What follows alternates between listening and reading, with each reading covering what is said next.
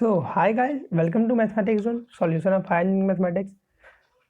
In this video, we are going to discuss or learn about the matrix and determinants, matrices and determinants, which is a very important topic of first year BTech, and it is also an important topic of class 12th. Okay, from this topic, various questions come in the examination and in GATE examination also. Okay. So in this video, we are going to discuss about the basic concepts of matrices.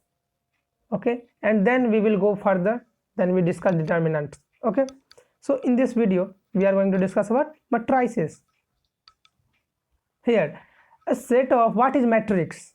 Okay, what is matrix? You have a question, what is matrix? A set of mn numbers arranged in the form of a rectangular array of m rows and n columns is called an m into N matrix. ठीक है, देखो एक set होता है, एक array में, array क्या होता है, एक स्क्वायर बॉक्स होता है. ठीक है, उसके भीतर कुछ नंबर का एम और एन नंबर का अरेंज्ड है. ठीक है, एम और एम एन नंबर अरेंज्ड है एक रेक्टेंगुलर एरे में. रेक्टेंगुलर एरे है जिसमें एम रोज है. रोज क्या होते हैं, एक बार देख लेते हैं रोज क्या होते हैं. यहाँ समझ लेंगे तो आगे दिक्कत नहीं होगी. रोज देखो ये होते हैं रोज, ये क्या होते हैं, रोज. ठीक है, और कॉलम क्या होते हैं, कॉलम होते हैं ये क्या होते हैं, कॉलम. ये क्या होते हैं, कॉलम. ठीक है, ये कॉलम होते हैं. तो समझ में इतनी सी बात आ गई होगी कि रो क्या है, कॉलम क्या है. ठीक है, तो रो कॉलम क्या समझ में आ गया. ठीक है, रो कॉलम क्या है. तो यही मैट्रिक्स क्या होता है, एक रेक्टेंगुलर एरे में कुछ एलिमेंट जो अरेंज्ड है m इंटू एन फॉर्म है, जिसमें m रोज और n कॉलम है, वो क्या है, मैट्रिक्स है. मैट्रिक्स लाया गया क्योंकि बहुत सारे प्रॉब्लम जो होते हैं, बहुत सारे इक्वेशन जो सॉल्व करना पड़ता है हमें, बहुत लेंदी हो जाते हैं. ठीक है, तो दो मैट्रिक्स को सॉल्व करके वो इक्वेशन बनाना में हमें आसानी होती है, वो छोटा स्पेस लेते हैं. ठीक है, इसीलिए हमें मैट्रिक्स ये इंजीनियरिंग में यूज है, इकोनॉमिक्स में यूज है, और आगे फर्दर स्टडीज में भी मैट्रिक्स का बहुत ज़्यादा यूज है, बहुत ज़्यादा स्कोप है. It has a vast scope. Okay, so first we discuss about the representation.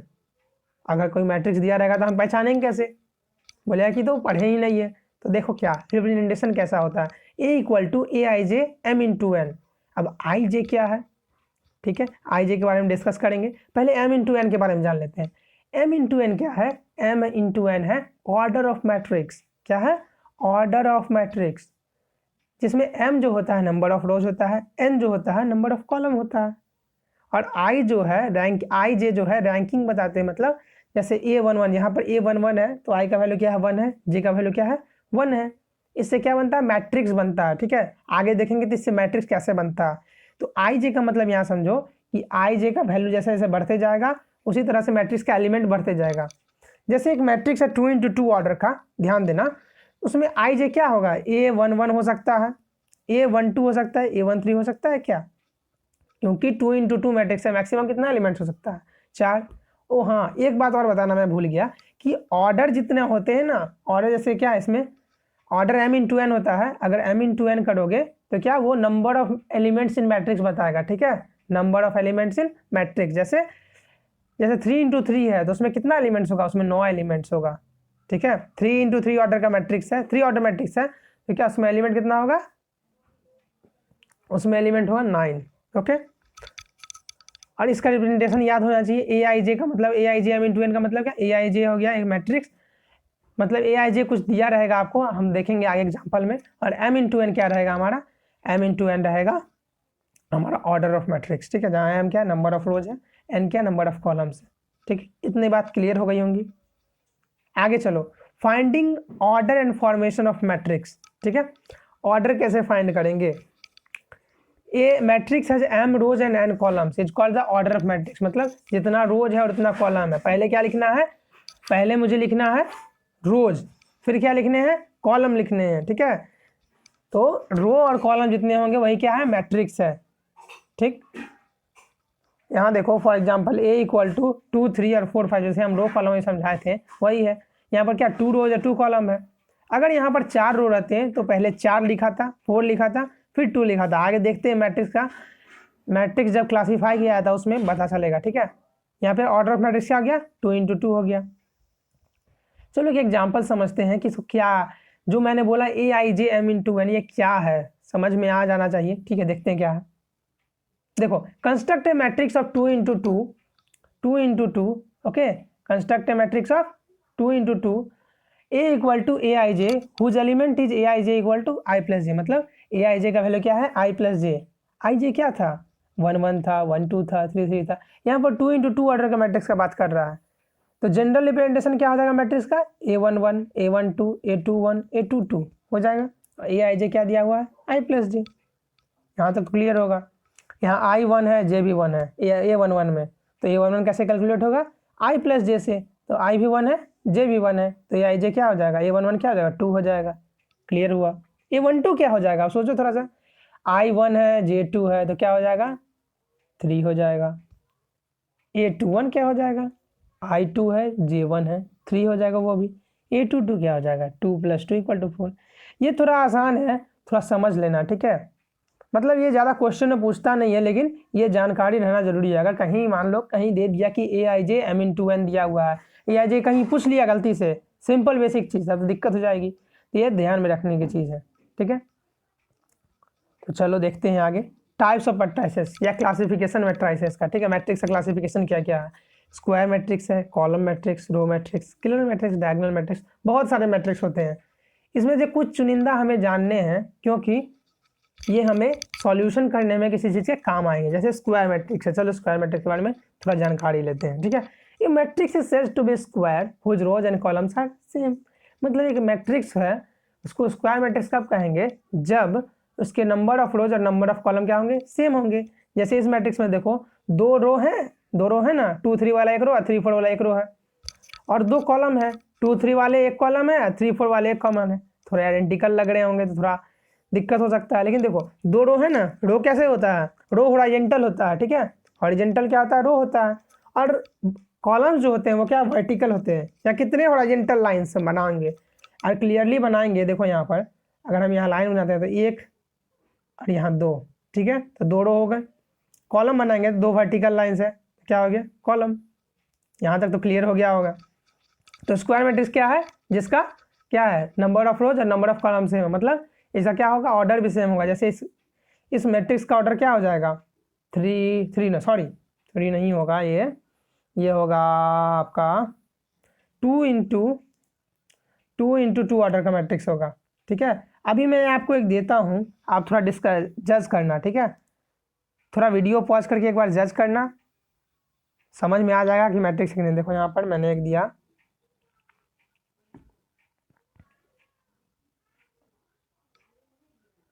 अब ये कितने ऑर्डर का मैट्रिक्स है, वीडियो पॉज करो और सोचो थोड़ा सा, सोच में आ जाए तो समझ में आ जाएगा कि तुमको ऑर्डर समझ में आ गया।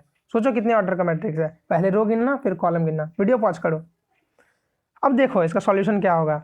यहाँ देखो कि यहाँ रोज कितने हैं, रोज मतलब हॉरिजॉन्टल लाइन, यहाँ हॉरिजॉन्टल लाइन 2 है। और देखो वर्टिकल लाइन कितने बन सकते हैं, 1 2 और 3 नंबर पर सिर्फ, ठीक है। एक बार एक लाइन, एक नंबर पर एक ही लाइन पड़ेगा, ठीक।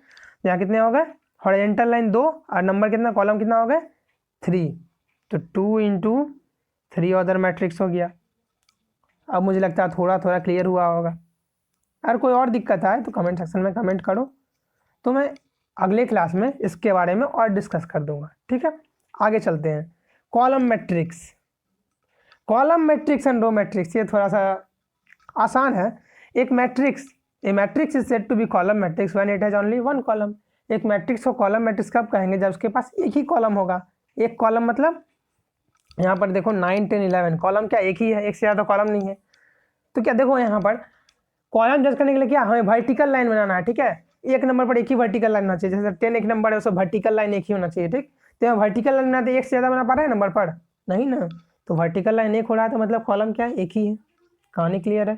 तो रो कितना हो रहे हैं बड़े, यहाँ तो रो तो 3 हो रहे हैं, 9 पर भी जाएगा, 10 पर भी जाएगा और 11 पर भी जाएगा, 3 रो हो गए, ये याद रखने हैं, ठीक है। अब रो मैट्रिक्स क्या होगा, कॉलम का उल्टा। मतलब इसमें एक ही रो होगा, लेकिन कॉलम क्या सैकड़ों हो सकते हैं, हजारों हो सकते हैं, बहुत सारे हो सकते हैं। तो ये खास सिर्फ डेफिनेशन है, याद रखना है सिर्फ, ठीक है। समझ में रखना है कि यहाँ कहीं आ जाए कि ये कैसा मैट्रिक्स है ऑब्जेक्टिव में, तो क्या करेंगे, कुछ नहीं। तो ये देखना जहाँ पर वर्टिकल लाइन बनेगा, सिर्फ खाली एक वर्टिकल लाइन बनेगा तो वहाँ क्या, कॉलम मैट्रिक्स। जहाँ एक हॉरिजॉन्टल लाइन सिर्फ बनेगा वहाँ क्या है, वहाँ रो मैट्रिक्स, क्लियर है, पढ़ लेना और देख लेना। नहीं समझ में आया तो कमेंट सेक्शन में कमेंट जरूर करना, ठीक है। अब देखो डायगोनल मैट्रिक्स और स्क्वायर मैट्रिक्स यहीं तक पढ़ के हम आगे विराम देंगे। अब ऑपरेशन जो मैट्रिक्स पर है वो अगले क्लास में करेंगे, ठीक है। ये square matrix whose diagonal elements, diagonal matrix क्या होता है कि स्क्वायर मैट्रिक्स होता है। स्क्वायर मैट्रिक्स हम लोग पढ़े क्या होता है, जिसका रो और कॉलम क्या होता है, सेम होता है, number of row number of column same होता है। ये square matrix whose diagonal element are non zero, मतलब डायगोनल एलिमेंट खाली नॉन जीरो होना चाहिए, and the diagonal and sorry यहाँ पर छूट गया ऑफ डायगोनल एलिमेंट, ठीक है, एंड डायगोनल एलिमेंट्स एंड यहाँ सॉरी थोड़ा सा छूट गया है, एंड यहाँ डायगोनल नहीं होगा, ठीक है, अदर हो जाएगा। क्या हो जाएगा, अदर, डायगोनल ना होके अदर हो जाएगा। अदर एलिमेंट्स आर जीरो, मतलब डायगोनल को छोड़ के बाकी सब जो एलिमेंट हो क्या हो जाएंगे, जीरो हो जाएंगे। जैसे देखो 1 0 0 2, यहाँ पर तो डायगोनल के एलिमेंट सिर्फ बचे हुए हैं, बाकी सब एलिमेंट क्या है, जीरो है ना। देखो डायगोनल क्या होता है, डायगोनल देखो ऐसा होता है ना डायगोनल, ये हुआ डायगोनल, ठीक। तो इसमें एलिमेंट सब क्या होंगे, कुछ फाइनाइट होंगे, कुछ वैल्यू होगा, लेकिन बाकी सब जो यहाँ एलिमेंट होंगे मैट्रिक्स के उसमें क्या होंगे, जीरो होंगे। ये ध्यान में रखना है। जैसे देखो एक और एग्जांपल देख लो कि ये 2 हो गया, 0 0 0 1 0 और 0 0 2, तो ये क्या इसका डायगोनल एलिमेंट 2 1 2 है, बाकी सब क्या है, जीरो है ना, जीरो। तो क्या हो गया, डायगोनल मैट्रिक्स हो गया। समझ में आया। लेकिन डायगोनल मैट्रिक्स क्या होता है, स्क्वायर मैट्रिक्स होता है, यही ध्यान में रखना है। स्क्वायर मैट्रिक्स होगा तभी डायगोनल मैट्रिक्स हो सकता है, नहीं तो नहीं होगा। और आइडेंटिटी मैट्रिक्स भी उसी टाइप का है, आइडेंटिटी मैट्रिक्स भी क्या है, उसी टाइप का है। सिर्फ क्या है, आइडेंटिटी मैट्रिक्स भी एक डायगोनल मैट्रिक्स है, जिसमें क्या है, जो डायगोनल एलिमेंट है क्या, 1 है, बाकी सब क्या है, जीरो है। यहाँ तक तो क्लियर हो गया होगा। ये क्लास जो है क्लास 12th वाले ही पढ़ सकते हैं, और जिन्हें मैट्रिक्स नहीं आती है बेसिक वाली वो भी पढ़ सकते हैं, ठीक है, तो कोई दिक्कत नहीं है, ठीक है। तो डायगोनल मैट्रिक्स देखो, आइडेंटिटी मैट्रिक्स क्या हो गया, अभी तक कितना मैट्रिक्स पढ़े हम, स्क्वायर पढ़े, रो पढ़े, कॉलम पढ़े, फिर हाँ क्या बोलता है ये डायगोनल मैट्रिक्स पढ़े, आइडेंटिटी मैट्रिक्स पढ़े। एक मैट्रिक्स और बच गया, नल मैट्रिक्स, ठीक है। नल मैट्रिक्स के बारे में मैं बता दूं, नल मैट्रिक्स क्या होता है, नल मैट्रिक्स, नल मैट्रिक्स क्या होता है, जिसका सब एलिमेंट जीरो होता है, सब एलिमेंट शून्य होता है, तो उसको क्या होता है, नल मैट्रिक्स, ठीक है। नल मैट्रिक्स या जीरो मैट्रिक्स, नल मैट्रिक्स या जीरो मैट्रिक्स याद रखना है, ठीक है। याद रखने वाली चीज़ें हैं थोड़ी सी। अब आगे आएंगे तो एडिशन, नेक्स्ट क्लास में एडिशन सब्ट्रैक्शन मल्टीप्लिकेशन देखेंगे मैट्रिक्स के ऊपर, ठीक है। यहाँ तक क्लियर हो गई हो। अब याद रखना आइडेंटिटी मैट्रिक्स बहुत इंपॉर्टेंट है, मैट्रिक्स चैप्टर में आइडेंटिटी मैट्रिक्स बहुत बड़ा रोल प्ले करता है, ठीक। तो आइडेंटिटी मैट्रिक्स क्या होता है, वैसा इस डायगोनल मैट्रिक्स जिसका डायगोनल एलिमेंट सिर्फ 1 होता है, और आइडेंटिटी मैट्रिक्स, ठीक है। चलो आगे पढ़ेंगे ऑपरेशन और मैट्रिसेस, एडिशन सब्ट्रैक्शन मल्टीप्लिकेशन, ठीक है। अगर वीडियो अच्छी लगे तो लाइक ज़रूर करना, शेयर करो अपने दोस्तों के साथ और सब्सक्राइब, ठीक है। Thank you.